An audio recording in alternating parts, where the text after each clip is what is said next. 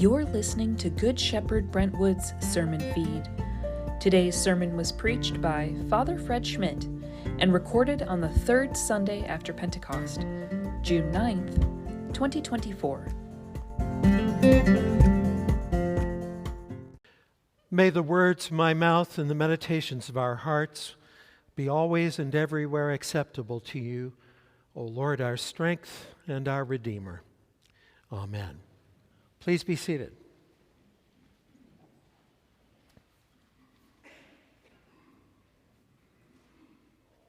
So last Sunday, Mother Natalie told you that the sermon this day would be on the question, is there a God?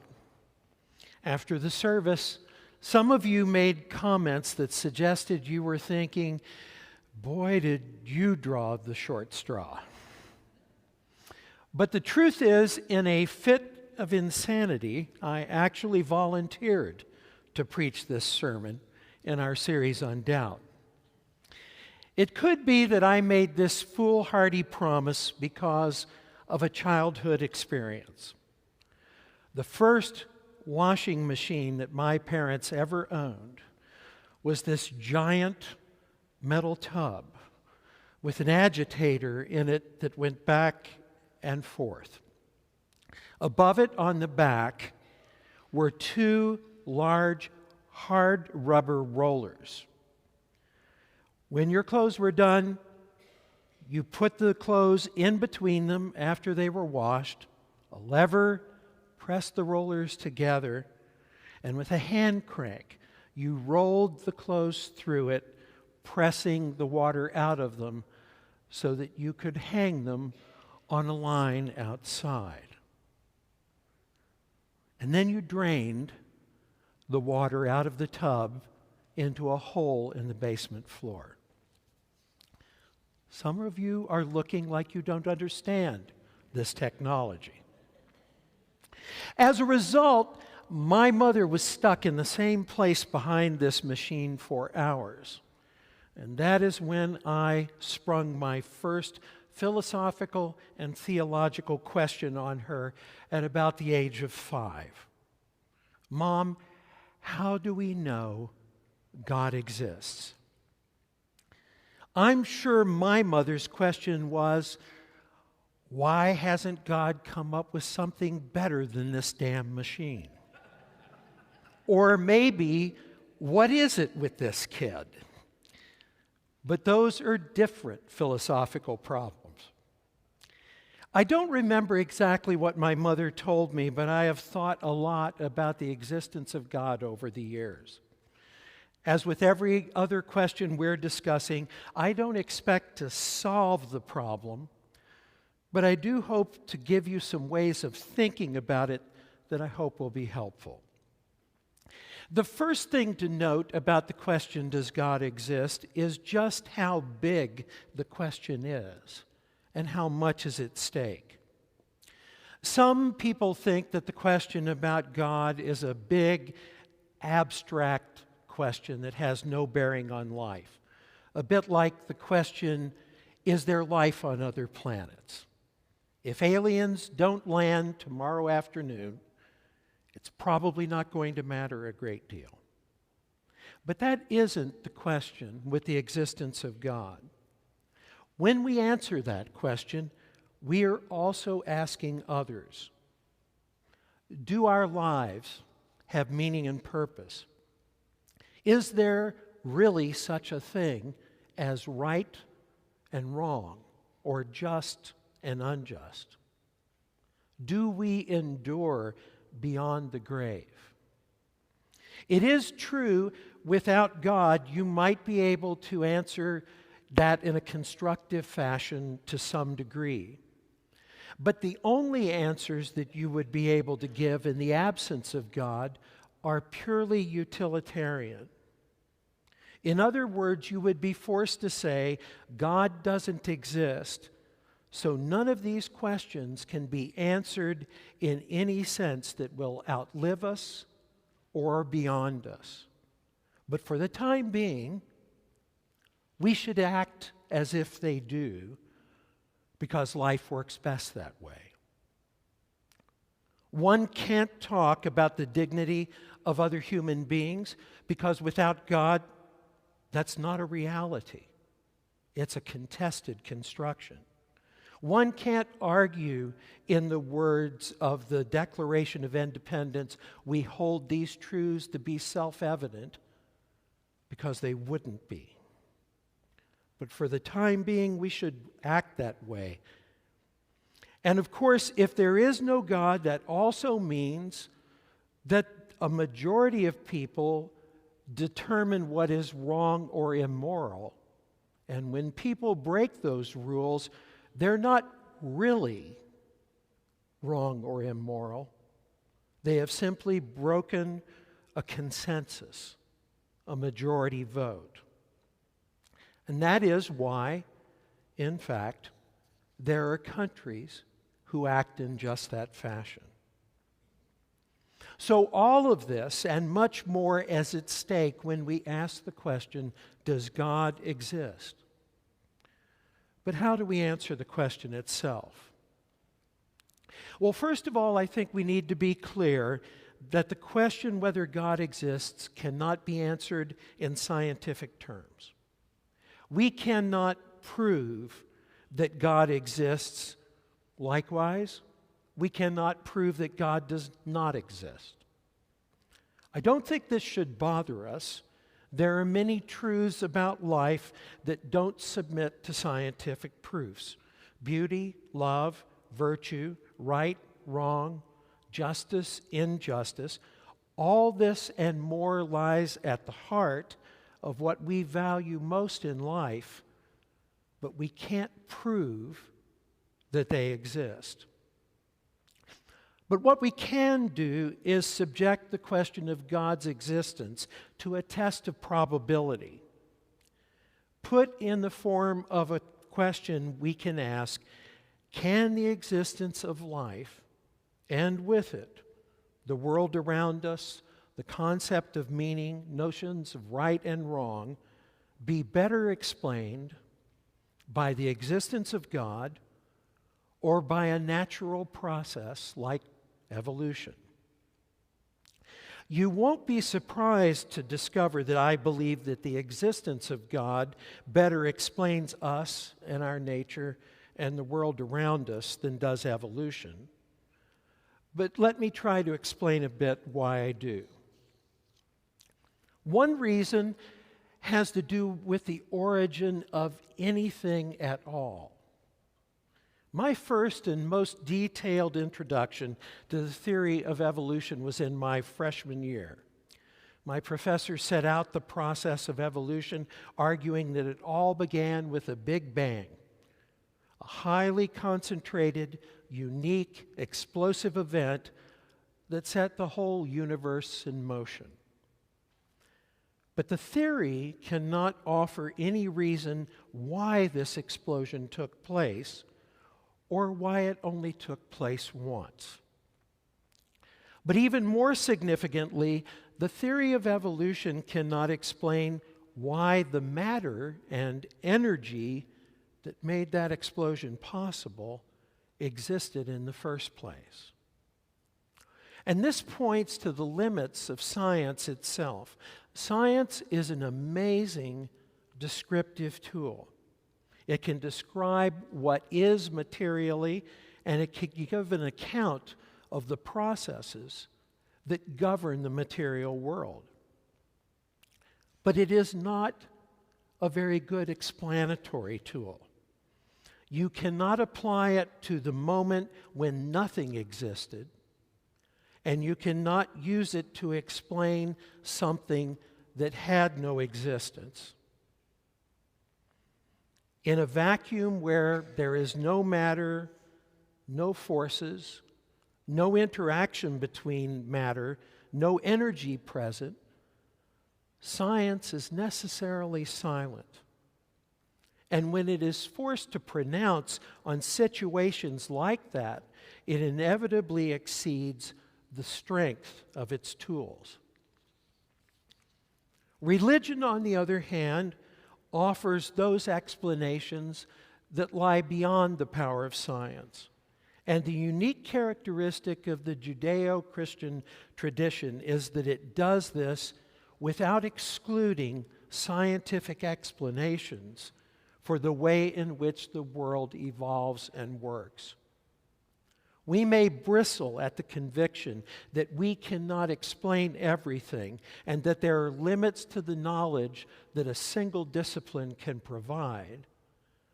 But humility has always been the key to great scholarship, and a lack of humility has almost always led to disaster. A second reason I believe that the existence of God is probable is the inherent complexity of the world around us. Oxford mathematician John Lennox is also a Christian. He makes the observation that a large part of what prompted him to embrace the Christian faith is the fact that the human mind can generate equations that help describe the universe and the way in which it functions. But he notes that it is impossible to explain this ability if one believes that a mindless, unguided process produced both the human mind and the world. As he observes, if anything, that would mean that one would be bound to mistrust both the human mind and the randomness of the world around us. As he notes, Albert Einstein frequently observed, the only thing incomprehensible about the universe is the fact that it's comprehensible. Lennox observes that the only explanation possible is that a divine mind ordered both existence and the human mind. And that conviction, he notes, is at the heart of the work that the original pioneers of science, Galileo, Newton, Kepler, and those who laid the foundations of the scientific method, botany, modern optics, astronomy, physics, the theory of gravity and calculus, modern genetics, soil science, the theory of relativity, physiology, affective computing, and the human genome product are all the brainchildren of people who believed in God. As C.S. Lewis notes, the great scientists have always been shaped by the conviction that they can find laws in nature because they believe in a divine legislator. The other, and maybe even more probable reason for believing in God is our sense of morality. As different as societies are, and as much evil as there is in the world, the vast majority of human beings are convinced that there is such a thing as right and wrong, justice and injustice. We may debate some of the particulars, and our pursuit of the good and the just is always less than perfect. But without a divine mind or a notion of the work of God in our world, it is very difficult to explain the phenomenon that we believe in right and wrong on the basis of evolution. Even modern atheists like Brett Weinstein and Richard Dawkins have been arguing now in recent months for the importance of cultural Christianity because they believe that the survival of the Western world depends upon it, even though they don't believe in God. But they ignore the fact that those notions only exist because baptized Christians have made that a part of our way of navigating the world now for more than 2,000 years. And that observation brings me to a final point. The case for the probability that God exists will only take you just so far just as reason will only take you so far in life. Wrongly, atheists assume that the whole of life can be navigated purely with the help of science and reason. But anyone who has navigated the challenges of finding meaning and relationships in life has to know that that is not the only plane of perception that governs our notions of truth. If you try to navigate life on that basis, you will fail. If you don't believe me, try telling someone you love that your love for them is purely for utilitarian reasons or because evolution made you do it. Good luck with that. One of the conceits of the Enlightenment has been that reason will unlock every door, solve every problem, restore every relationship, heal every society. But the societies that have been governed by the conviction that that is the way in which to navigate life have all been both murderous and coercive. The French Revolution, Nazi Germany, the USSR, Red China, and their successors in the modern world. Every one of them have claimed more lives than any other group of people in history.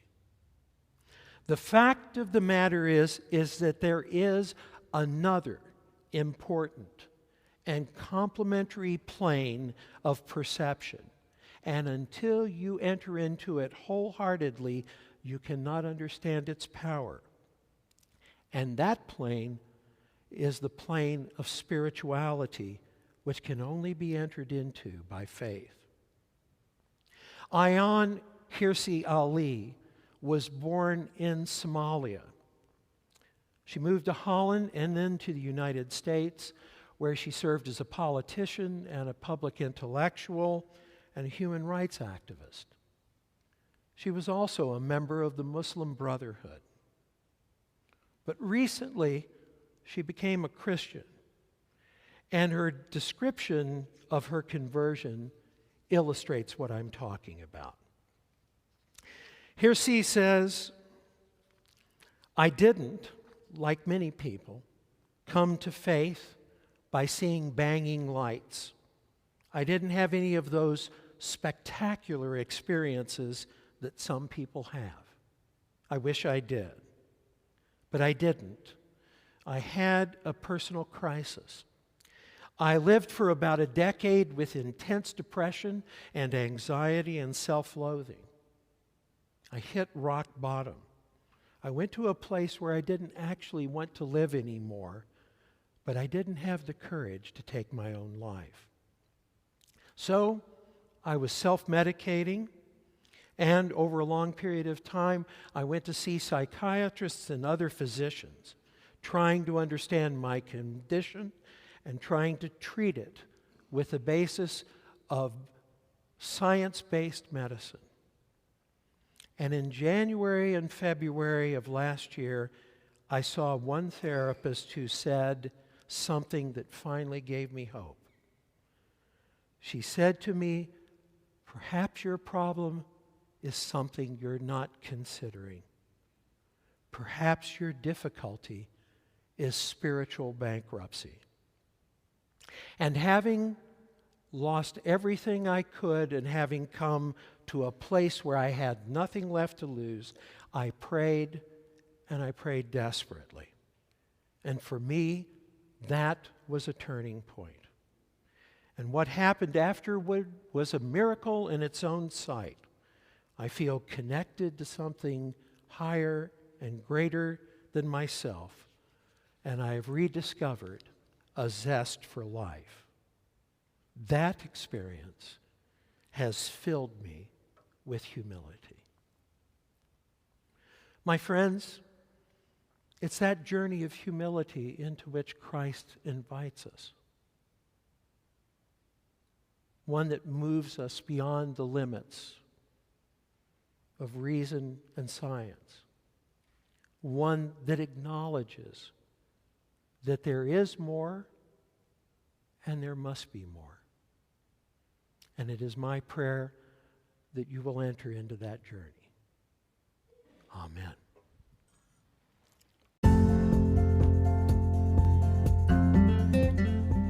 Thanks for listening. If you're interested in hearing our sermons in real time, you can check us out at our website, www.goodshepherdbrentwood.org, or attend online during our 10:15 Sunday live stream on YouTube. You can also find us on Facebook, Twitter, Instagram, and TikTok at Good Shepherd Brentwood.